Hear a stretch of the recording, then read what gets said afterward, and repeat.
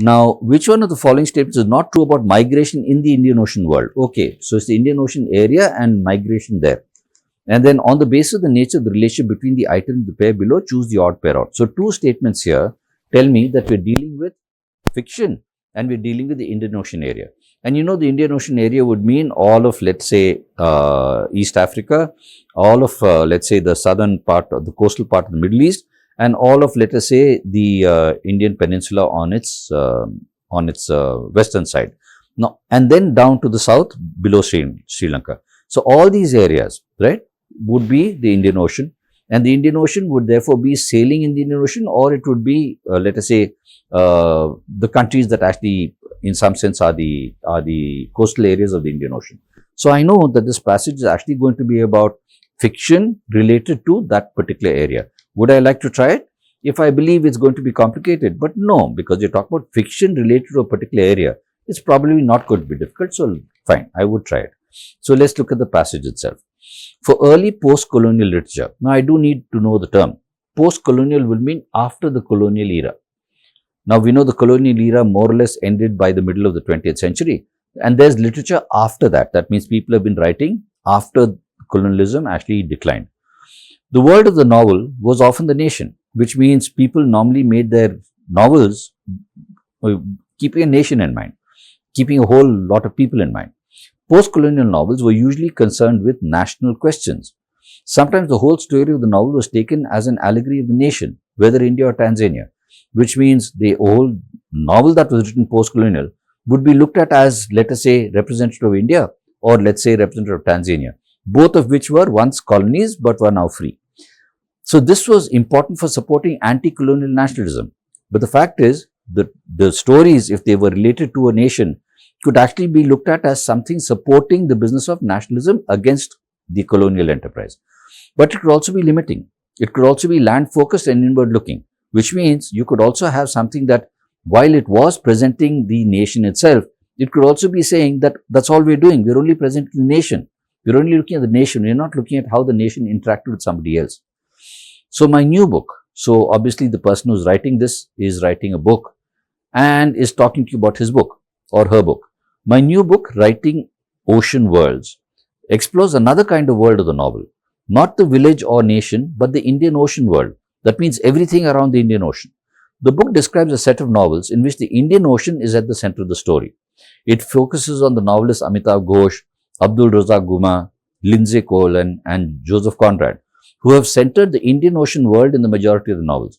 Now do remember, Indian Ocean world would mean all the countries which actually are around the Indian Ocean or islands that might be in the Indian Ocean. So these people have actually centered on those areas. Their work reveals a world that is outward looking. So that means while the person says it could also be limited, inward looking, he says actually there are those who are looking at something outward as well. Outward looking, full of movement, border crossing and south-south interconnection. That means they talk about interactions between the countries in these worlds. They are all very different. From colonially inclined Conrad, okay, because Conrad was in some sense a person who believed that there was value in colonies, to radically anti-capitalist Colin. So that means you have a range of people here. You have those who supported colonialism and those who don't. But together, these people draw on and shape a wider sense of Indian Ocean space through themes, images, metaphors, and language. This has the effect of remapping the world in the reader's mind. So as such, people who read these books get a much larger sense of it's not just my country, which is on the border of the Indian Ocean, or it's not just any country, it is actually the interconnection between all these countries. So this has shifted the effect of remapping the world in the reader's mind as centered in the interconnected global south. Okay. The Indian Ocean world is a term used to describe the very long-lasting connections among the coasts of East Africa, the Arab coast, and South and East Asia. Okay, so we understood that. We talked about that earlier. I mean, basically, you know that you actually have Africa, and then you have Middle East, and then you have India, and then you have the rest of the islands, you know, right down to Southeast Asia. So this then is your Indian Ocean. So the Indian Ocean world then talks about all these nations here and all of that. So where is that? Yeah. So here, the Indian Ocean world is a term used to describe the very long-lasting connections among the coasts of East Africa, the Arab coast, and South and East Asia. These connections were made possible by the geography of the Indian Ocean. For much of history, travel by sea was much easier than travel by land, which meant that port cities very far apart were often more easily connected to each other than to much closer inland cities. Since traveling by land was difficult and crossing terrain was difficult, and sometimes people didn't actually manage to do it. But traveling by sea, even distant ports could actually be connected more easily than, let us say, locations in the same land which were actually difficult to cross, difficult to traverse, right? So, for much of history, travel by sea was much easier than by land, which meant that port cities were very far apart, were often more easily connected to each other than to much closer inland cities. Historical and archaeological evidence suggests that what we now call globalization first appeared in the Indian Ocean. This is the interconnected ocean world referenced and produced by the novels in my book. So this author is saying, in my book, this is what I've looked at. I've looked at all these different fictional stories that we have, which come from a wide variety of people, some who actually favored colonialism to the other extreme, people who didn't. But all of them talk about the travel between the countries of this world, of this Indian Ocean world, which is almost like a forerunner of what we now call globalization. And this is what my book is about. That's what he says. For their part, these writers he referred to earlier, Ghosh, Guma, Collen, and even Conrad, reference a different set of histories and geographies than the ones most commonly found in fiction in English. That means their fiction is very clearly centered in this area. Those commonly found ones, the commonly found books in English, are mostly centered in Europe or the US. They assume a background of Christianity and whiteness. That means people who are actually white, and mention places like Paris and New York. So that is what most fiction is like. But these novels, the novels in my book, highlight instead a largely Islamic space, feature characters of color, and centralize the ports of Malindi, Mombasa, Aden, Java, and Bombay. It's a densely imagined, richly sensory image of a southern cosmopolitan culture, which provides for an enlarged sense of place in the world. So this, while most fiction actually centers itself on Europe, and people would therefore, in some sense, you would expect them to not see beyond those places. This set of fiction, the one the person is talking about here, is actually going to get them to understand that there is a much larger world, and that much larger world, the larger world includes the Indian Ocean world, which is also cosmopolitan in some sense. Richly sensory image of a world, a southern cosmopolitan culture, which provides for an enlarged sense of place in the world, which means while most fiction seems to center on Europe and the US, and people reading fiction seem to believe that, or seem to see a world that is there, Europe and the US, people who do read this fiction as well realize that there's a much larger world, and that much larger world is here in the East, in the Indian Ocean area, and this was also a cosmopolitan world. It actually had interconnected cultures, it had interconnected nations, and therefore it gives people, that means people who read this fiction, realize that the world is a much larger place than just Europe and the US, right? So we understand that. Moving forward, this remapping, that means this recognition that the world is a much larger place, is particularly powerful for the representation of Africa. That means, especially when it comes to Africa, people who read such fiction get a much better idea of Africa than they otherwise would have had. In the fiction, sailors and travelers are not all European, or they could also be African as well as Indian and Arab characters. These guys are traders, nakodas, those who captain dhow ships. You know what the dhow is? The dhow is your Arab sailing vessel, right? So it could be these people who are traders, nakodas, runways, villains, missionaries, and other activities. They're not all European. This does not mean that Indian Ocean Africa is romanticized. So it doesn't mean that we've actually made it seem like this really wonderful, wonderful place. Migration is often a matter of force. It's often because people are compelled to migrate. Travel is portrayed as abandonment rather than adventure. So in these books, travel is actually because people didn't want to travel, or because people were being sent out, or because people were being, in some sense, dismissed. So travel is portrayed as abandonment rather than adventure. Freedoms are kept from women and slavery is rife. So in these books, let's say women, you get to understand that women are not as free as in the Western world. And slavery is rife. That means it's quite widespread.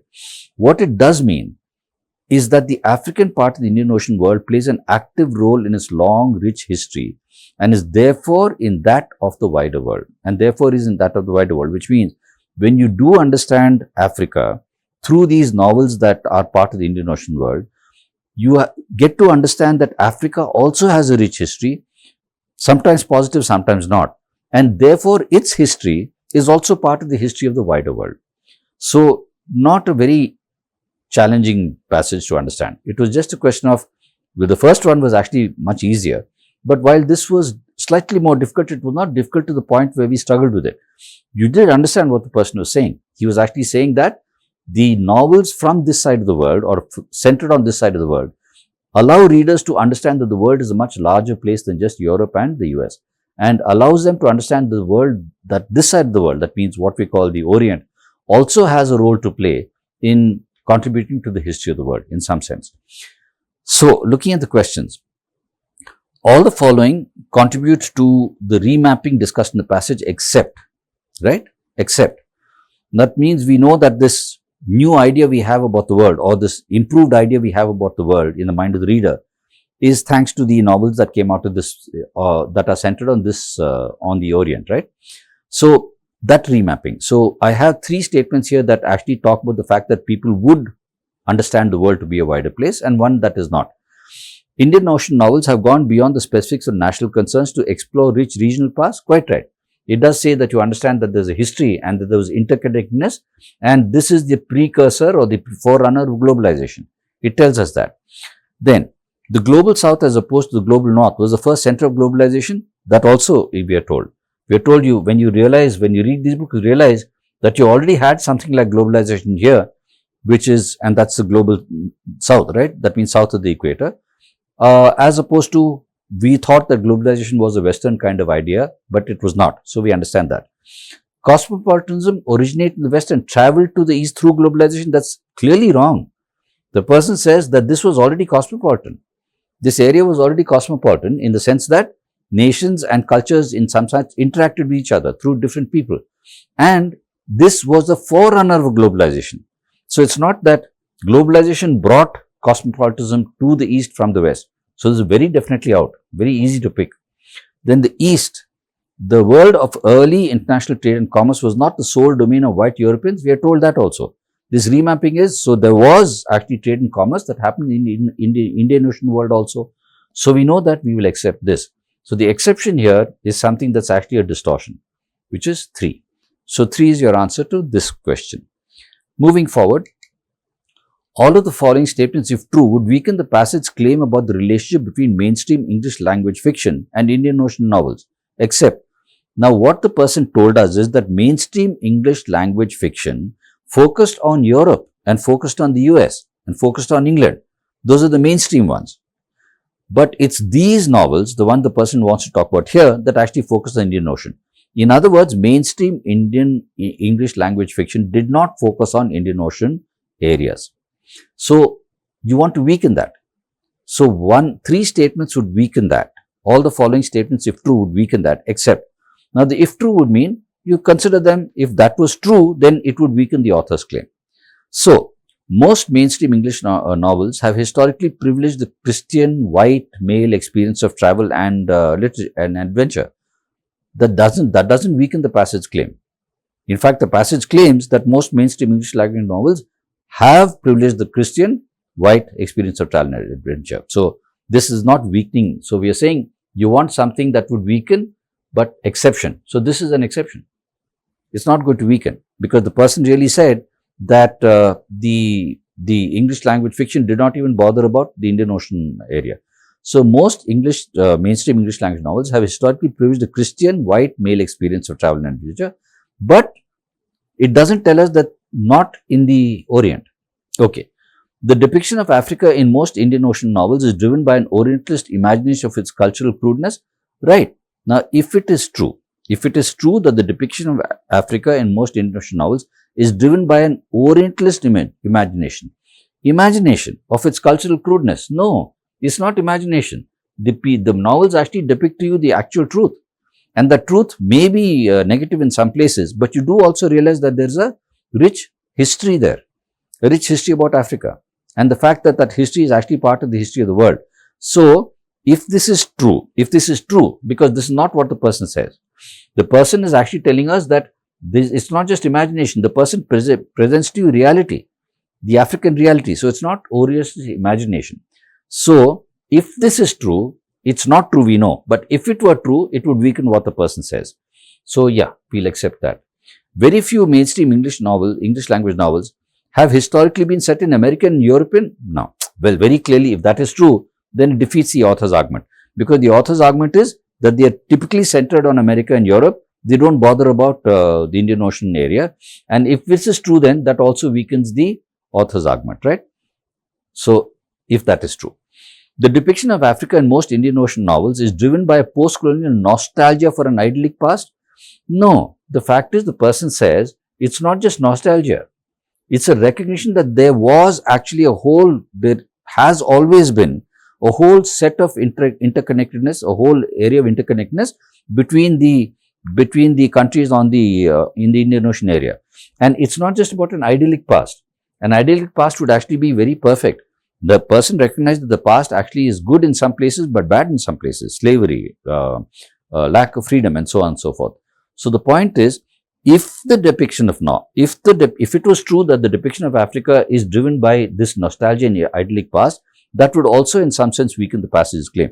Because the passage claims that actually the history has been rich, and it is actually true that it's not just nostalgia, it's not just people wishing that the past would come back because it was such a wonderful past.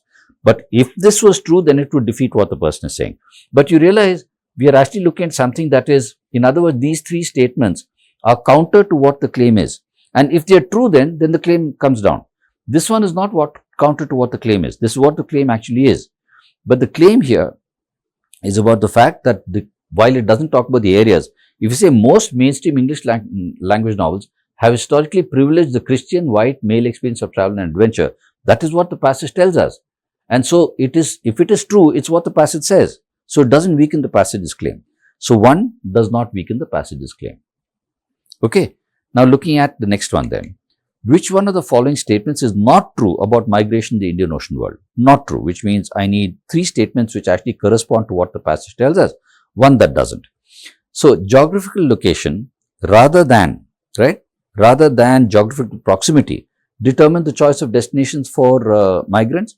Quite right. It does tell you that migrating between seaports was easier because it was possible to sail, whereas migrating between land areas was more difficult because it was actually problematic traveling over land because of obstacles, etc., etc. So geographical location rather than mere geographical proximity determined the choice of destination. So if the location were ports, then traveling between them was easier. But if they were close by but had mountain ranges in between, then they would not be so easy to travel. So we know that is also true. That is given to us as one of the things about migration. The Indian Ocean's the Indian Ocean world's migration networks were shaped by religious and commercial history of the region. We are not told about that.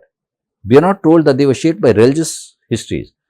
Maybe the commercial part, because we are saying that there was trade involved, but religious? No, we are not really looking at religious. Okay. The Indian Ocean world's migration networks connected the global north with the global south. Now, the Indian Ocean world migration networks connected the global north with the global south. But if you talk about the travel, right? Let's just go back to that, because it says here, okay? For it says here that, right. So you're saying the Indian Ocean world is a term used to describe the very long-lasting connections among the coasts of East Africa, etc., etc., etc. And it also says these connections were made possible by geography. For much of history, travel by sea was much easier than travel by land. And now if you're talking about the fact that if you come down, if you say the novels in my book highlight a largely Islamic space, where you're actually talking about the feature characters of color and centralize the ports of Malindi, Mombasa, Aden, your Java and your Bombay, etc., etc. And then we are saying the running is particularly powerful because not all of them are European, which means some of them are European. If you say not all are European, then you're actually implying that some are European. If some are European, then it means that the travel actually did happen between the global north and the global south as well. So we will accept 3. Okay. Migration in the Indian Ocean world was an ambivalent experience. Ambivalent as in it was not always positive. Quite right.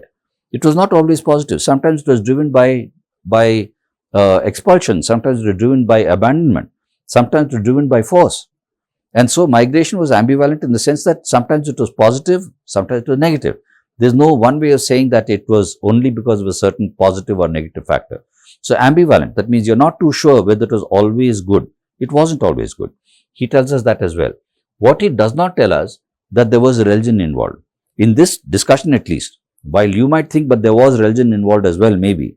But that's not what this discussion tells us. This discussion talks about cultural connect, commercial connect, trade connect, but not religious connect. So 2 is the answer to this question.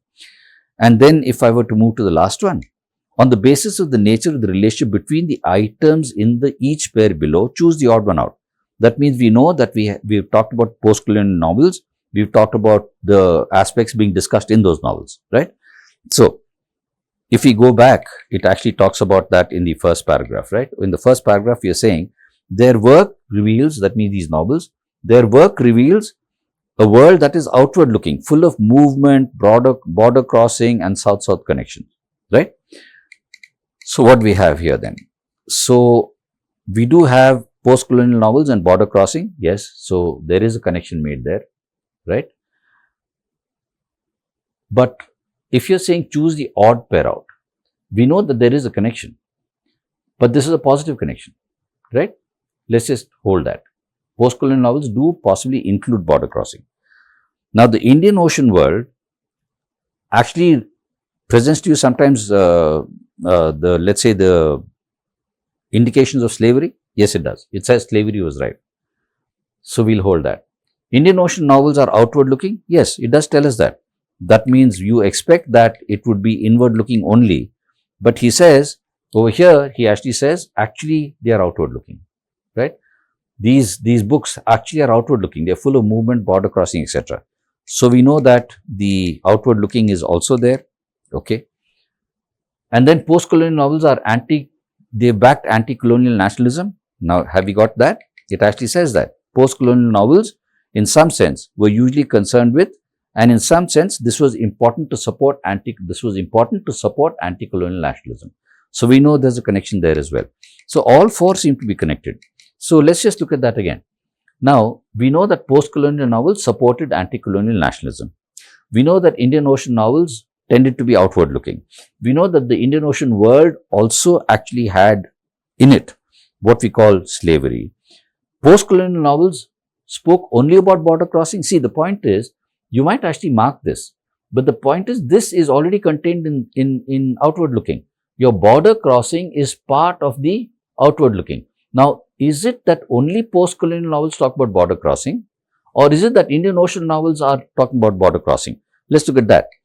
Actually, what we have here is, you're saying that these books are actually Indian Ocean novels. They're not just post-colonial. It's not only post-colonial, it's specifically the Indian Ocean novels. Now, the Indian Ocean novels look at outward-looking stuff. So, the point here is, it's not post-colonial novels that look at outward-looking things. It's Indian Ocean novels that are outward-looking and therefore looking at border crossing. So, the border crossing part is actually here, but we are talking about Indian Ocean novels and not post-colonial alone. So, the odd statement here is that this particular feature is actually with Indian Ocean novels. And all these features then are actually about Indian Ocean novels. Now, when you say post-colonial novels, we are saying not just the Indian Ocean novel, any post-colonial novel added to anti-colonial nationalism.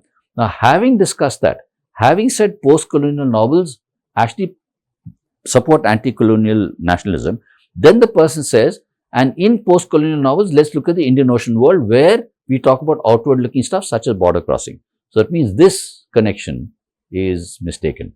So, 1 is the answer to 8. Fair enough. So, now let's move to another passage. Now, this one, if you look at the question statements, what do they say? All the following can be inferred from the passage except, so I don't know what the topic is. The examples of the Inuit and Aboriginal Australians are offered in the passage. So, we are going to talk about some, let us say, early, let us say, societies and tribes. Inuit are the Eskimo, Aboriginal Australians are here. So, we are talking about the indigenous tribes of certain areas. So we know that the passage is going to be about that. And these people are examples, so it's probably going to be a little larger than that. Okay. All of the following are advanced by the author as reasons why non-geographers disregard geographic influence on human phenomena. Well, clearly it's actually going to be about indigenous tribes, the fact of their cultures, their movement and so on. And non-geographers disregard geography. That means people who are studying social development don't worry about geography maybe. So we are talking, now we know from these two questions we looked at, the statements, that we are going to be talking about indigenous tribes, cultures and the fact of how they've been studied. Okay. The author cites scholars who are not geographers for all of the following reasons, which means it also talks about studies where geography does not have a role to play. So I know this passage is going to be about indigenous people, the fact that they are being studied and the fact that people don't seem to pay attention to geography while they study it. So would I like to read it? Yeah, it doesn't sound terribly complicated. So let's try it then. So many human phenomena and characteristics. Phenomena would mean things that you observe in the human life, right? Many human phenomena and characteristics such as behaviors, beliefs, economies, genes, incomes, life expectancies and other things are influenced by both geographic and non-geographic factors. Geographic factors mean physical and biological factors tied to geographic location, including climate. Okay, so geographic factors mean physical and biological factors tied to geographic location, including climate, the distribution of nature, wild plant and animal species, soils and topography. Non-geographic factors include those factors subsumed under the term culture. That means what humans have given rise to. Other factors subsumed under the term history, what humans have gone through. And decisions by individual people, what humans decided. So those are your non-geographic factors. So let's remember, you have geographic factors and you have non-geographic factors. Alright. The differences between the current economies of North and South Korea cannot be attributed to the modest environmental differences between them. They are instead due entirely to the different government policies. So, for example, non-geographic factors have brought out differences, non-geographic, because government policies. At the opposite end, at the opposite extreme, the Inuit and other traditional people living north of the Arctic Circle, example again, developed warm clothes, developed warm fur clothes, but no agriculture. That is because of geography. While equatorial lowland peoples around the world never developed warm fur clothes, but often did develop agriculture.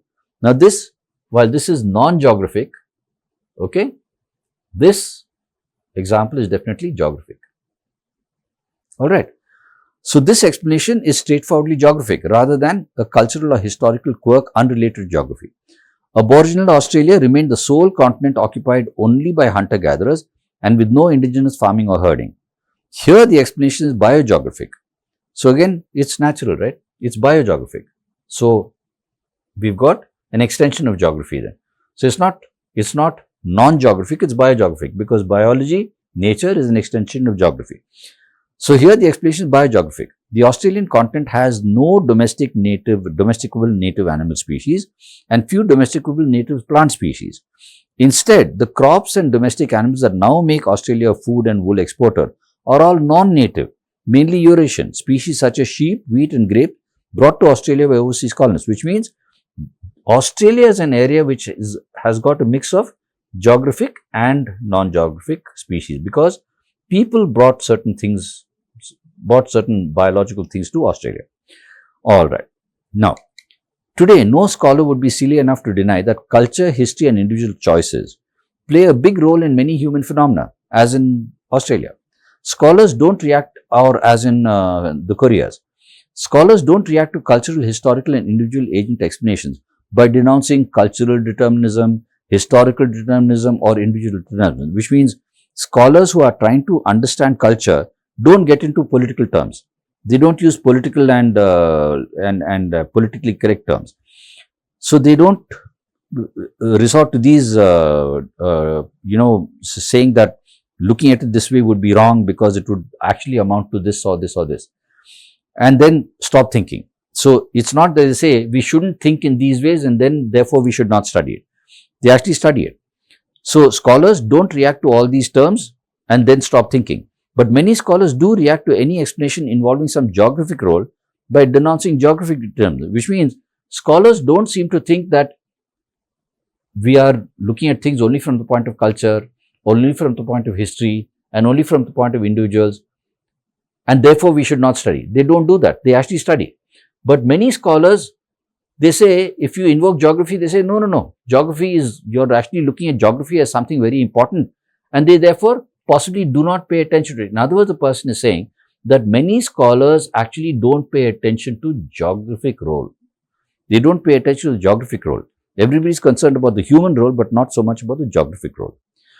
Several reasons may underlie this widespread but nonsensical view, which means this is actually wrong. The author believes that it's wrong not to pay attention to geography, but he says there could be reasons for this. One reason is that some geographic explanations advanced a century ago were racist, thereby causing all geographic explanations to become tainted by racist association. That means, yes, some people did make geographic theories which sounded racist. That means people in this area are bound to be of this color or are bound to be of this stature, and therefore they made it sound as if the human explanations actually were related to geography, and therefore it sounded racist. And so, because some of them sounded racist, some explanations were racist, people stopped, people who wanted not to be racist said, let's not look at things that way at all, thereby causing all geographic explanation to become tainted by racist association in the mind of many scholars other than geographers, which means, except for geographers, a lot of scholars, so geographers paid attention to geography, but people studying society realized that some explanations of society were racist because they were connecting race with geography, and so they stopped looking at that. They said, no, no, we shouldn't look at it that way, so let's not worry too much about geographic content because connecting geography to society seems to be racist. So only geographers consider geography. Other people don't consider geography because they think it could be looked at as being racist. But many genetic, historical, psychological and anthropological explanations advanced a century ago were also racist. Yet the validity of newer, non-racist genetic, etc. explanations is widely accepted today. That means you might have had, let us say, psychological, anthropological, genetic kind of explanations made earlier, 100 years back, and we looked at them as racist. But that doesn't mean we don't study them anymore. We still do study them in a non-racist way. In other words, what the person is saying is, so what the person is actually implying here then is that you might consider that geography was always connected to race, or some people connected to race, so we shouldn't worry about geography. But then if people connected genetic structure to race, why is it we're still studying genetics with an open mind? So he says, in the same fashion, so what he's really implying here is, let's not dismiss geography then. Let's not dismiss geography because some people were stupid enough to connect geography to racism. We realize now that geography is not related to racism, so let's bring geography back into the discussion. Let's consider geography the same way that we continue to study genetic explanations, even those earlier genetic explanations were considered racist. Now we know they are not racist, so we do have a non-racial way of looking at it, so we look at it. In the same way, what the person is implying here is, in the same way, let's bring geography back into the mix, because not as if the fact that some people connected geography to race would mean geography is going to be connected to race all the time. So let's bring it back into the mix is what he's suggesting, or she. Another reason for Reflect's rejection of geographic explanations is that historians have a tradition in their discipline of stressing the role of contingency, a favorite word amongst historians, based on individual decision and chance, which means historians look at human movement more than they look at geography. And because historians are the ones who actually drive the whole business of study of culture and society, because historians believe the humans are actually really important, there is another reason that geography is not being looked at. But often that view is warranted. Maybe that's true, but often it's unwarranted. It's not always the case. The development of warm fur clothes among the Inuit living in the North Arctic was not because one influential Inuit leader persuaded another to adopt warm clothes for no good environmental reason, which means if history is always going to say it's dependent on what decisions were taken by humans, here's an example of the fact that this decision was not dependent on any human. There was no set of decisions taken by people that were being imposed on others. It was actually the very nature of the climate there, and the climate there is part of geography, that caused them to wear these things. So he says, while very often the view is warranted that humans have a role to play in history, it's not always warranted. This history came out clearly out of climate conditions, not out of anybody being developing ideologies and passing them on. Now, so that's another reason why there's a reflex rejection, because people seem to think that human developed ideology is the reason for historical development. It's not always the case. That's what the person says. So he's already told us two things. He's told us that many people have abandoned geographical, let's say, explanations of development because they believe they could be racist. But we should recognize that it's not always going to be racist. Let's bring it back. And many people are going to abandon geography because they think humans and human ideologies have actually moved history. But let's recognize that not all history has happened because of that. So we need to bring geography back. A third reason is that geographic explanations usually depend on detailed technical facts of geography and other fields of scholarship. Most historians, economists don't acquire that detailed knowledge as part of professional training. This is very, very straightforward. He says basically, if you do have to consider geography, you need to know a lot about it. Most of them don't know about it. Most historians and economists don't even know about geography. They don't acquire that knowledge as part of their profession. But the fact is, if you really have to consider how geography plays a role in social development, then you must know geography. So, three reasons. One reason is that people consider geography connected to society as being racist, and it's not. Another reason is people consider that history is actually dependent on humans, and it's not always the case. And the third is people didn't know enough geography to study geography. Basically, that's it. Okay, so not too difficult to understand. So all the following can be inferred from the passage except what? That means I can infer three statements or three of these statements. One of them I don't. An inference would mean what? What we understand from what the passage says. Okay. So individual diktat and contingency were not the causal factors for the use of fur clothing in some very cold climates. Exactly. The last discussion we had was that it was not any particular policy decision or ideology that caused people to wear warm clothes in very cold areas. So yes, we do infer that. Several academic studies of human phenomena in the past involved racist interpretations. Now we have been told that. We are saying that people who studied that said that considering geography is sometimes considered to be related to race. Therefore, we will not take that into account. So yes, several academic studies were racist in some sense, right? Agricultural practices, and we are also told that about not just here, we are told that, okay? So we are told that here, we are also told that here. You are saying, but even if you look at it here, some of the explanations were racist. But that doesn't mean we stop studying them in a non-racial fashion. So we do know that several explanations of things that happened in the past were actually racist or involved racist interpretation. So we'll accept that. Then agricultural practices changed drastically in the Australian continent after it's colonized. Quite right. We are told that because we are told that basically that place did not have native animals or native crops, and these were brought in by settlers who actually then started to develop those things in Australia. So we know that practices changed after settlers came in, right? While most human phenomena result from culture and individual practice, some have biogeographic origins. While most human phenomena result from culture and individual choice. No, that cannot be inferred. He says a lot of human phenomena actually results from geography.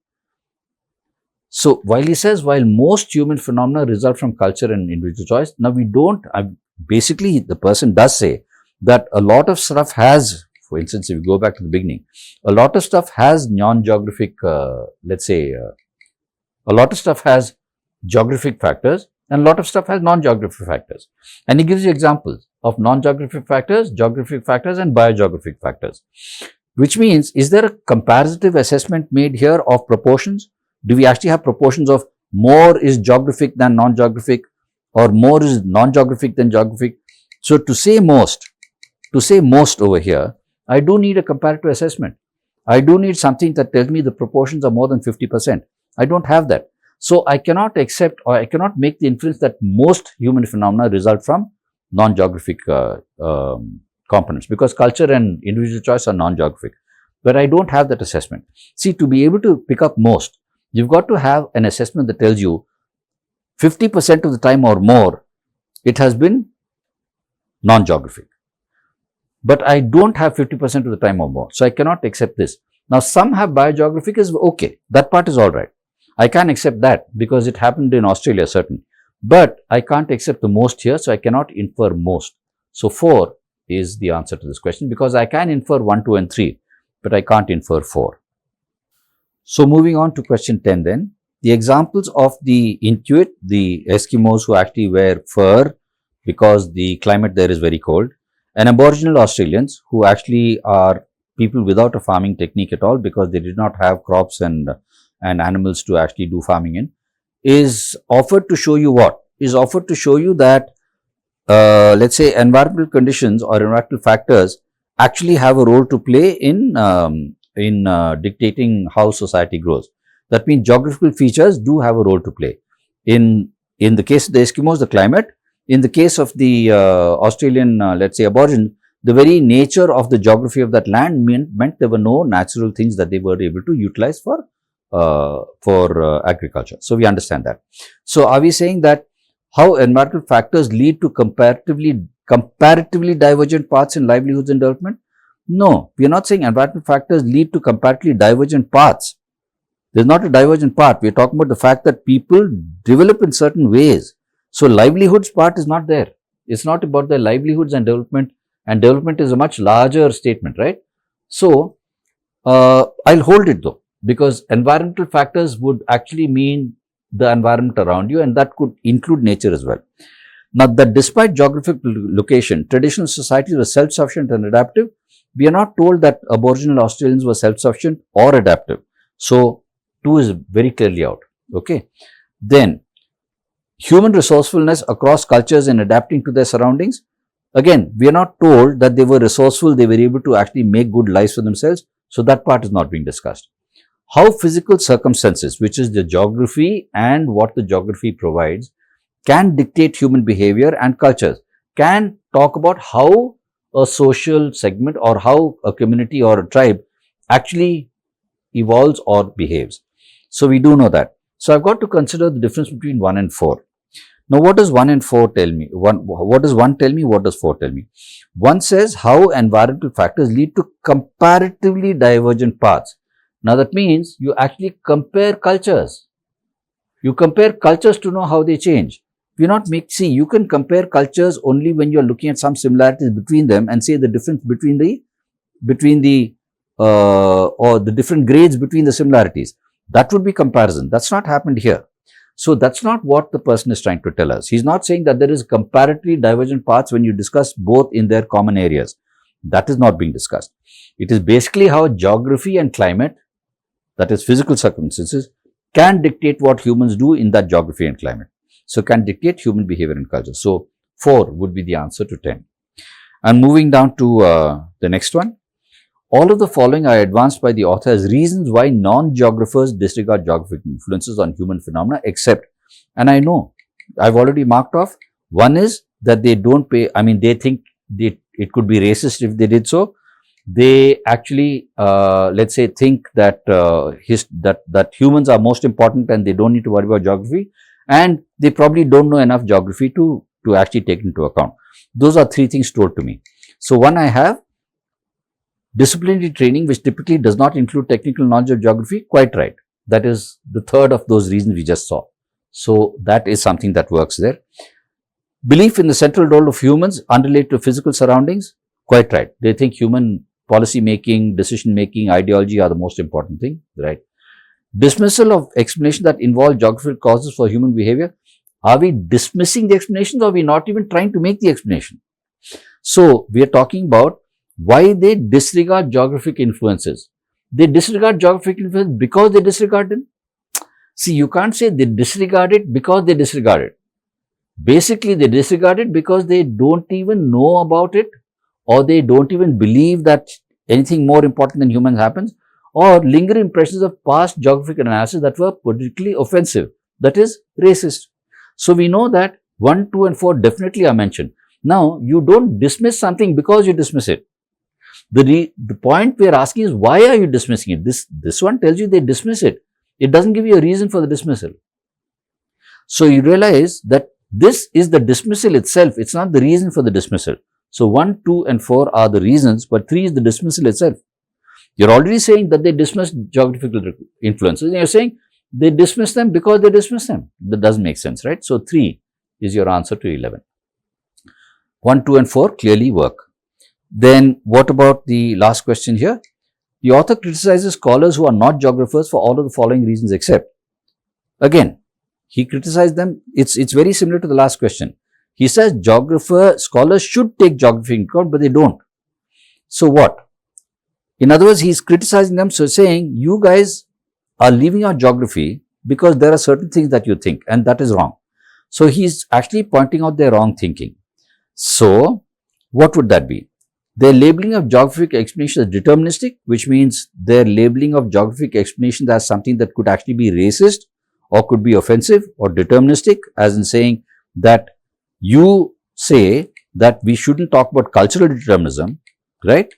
You say that we shouldn't talk about cultural determinism, we shouldn't talk about historical determinism, we should talk, but you have no problem in saying that if we bring in geography, you're saying that's geographic determinism. In other words, you think that we should not determine things by way of geography, where the author says very often geography should be considered as something that determines things. So the labeling of geographic explanation is deterministic and therefore not wanting to see it. Well, he's criticizing that. Their rejection of the role of biogeographic factors in social and cultural phenomena, again, because he says, for instance, if you look at Australia, they have not considered that. They have not considered geographic there. And biogeographic is partly geographic, let's remember, and they've rejected that. So they believe humans are most important. So he's actually in some sense criticizing for that also. The importance they play on the role of human decisions when studying, quite right. He's criticizing them for that because he says, while that's warranted, sometimes it's not warranted. He says that may be warranted. That means it is warranted, but very often it's not warranted. So you shouldn't be doing that all the time. And then, what about the last one? Their outdated interpretations of past cultural and historical phenomena. Now, he's not talking about the fact that their interpretations are outdated. He's saying their interpretations followed the wrong kind of thinking and therefore they've stopped themselves now. So he's criticizing them for this. He's criticizing them for not taking into account geography. He's criticizing them for believing that humans are most important. He's not criticizing them because their interpretations are outdated. Not that. He's not criticizing them because their interpretations are old. See, an outdated one doesn't necessarily mean a wrong one. An outdated one means it might have been okay then, but it's no longer relevant now. He's not saying that. He's saying they might have been wrong even then, they're wrong even now. I mean, they're clearly wrong now and they were wrong even then. So he's not saying that if you'd said they're wrong interpretations of past cultural, right, then, or their persistent interpretation of past culture, we'll accept it. But he's not saying that the interpretations are outdated. He's actually saying that the interpretations were mistaken. The interpretations were misconceived. So it's not the antiquated interpretation that we're looking at. So that is not the reason that he says. He's not saying the reason is because the interpretations were old. He's saying the reason is because the interpretations were wrong. So